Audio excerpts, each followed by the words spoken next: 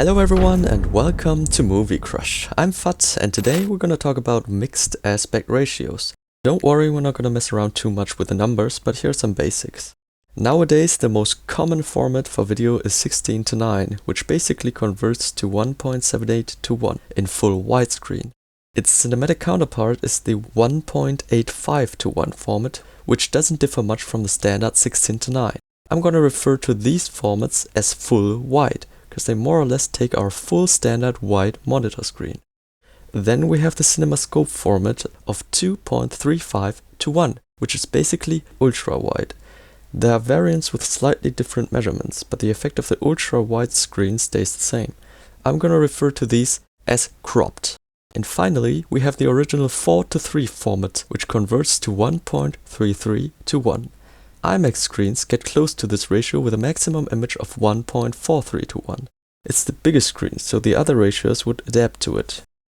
The full wide format usually has a very open character, whereas the cropped one is squeezed down, for example for more claustrophobic and focused atmosphere. I haven't questioned the filmmakers' decisions for each format, as mostly it served the story right, until I watched Enola Holmes. This film is very dynamic, colorful and open.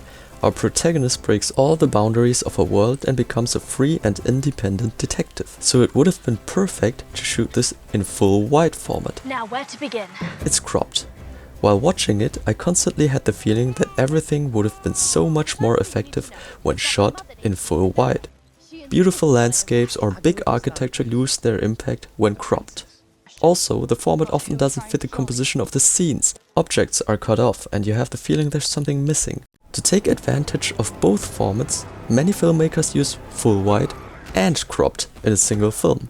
There are tons of examples, but I'm just gonna break it down to a few that have recently come to my mind. Why do they do that? Disney frequently uses this technique for obvious reasons. To increase the impact in fight scenes, the frame opens up to a full wide format for the massive action sequences.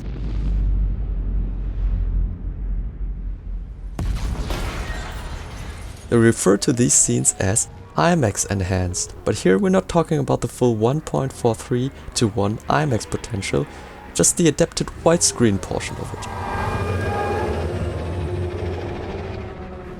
In the Aeronauts, the different formats are effectively used to split the scenes in the air and the scenes on the ground.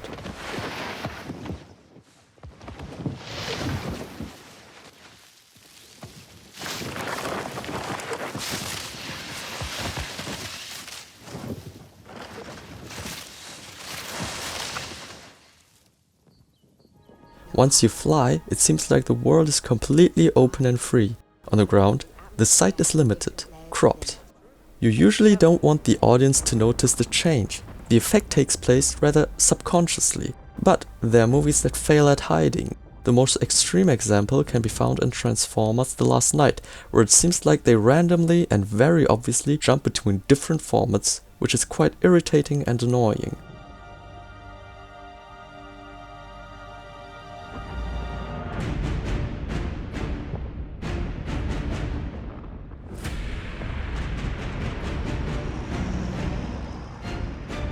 Then again, other films don't bother to clearly show how they use different aspect ratios to split timelines, for example, as seen here in WandaVision and the Grand Budapest Hotel. Tell them I'll be right down. Okay.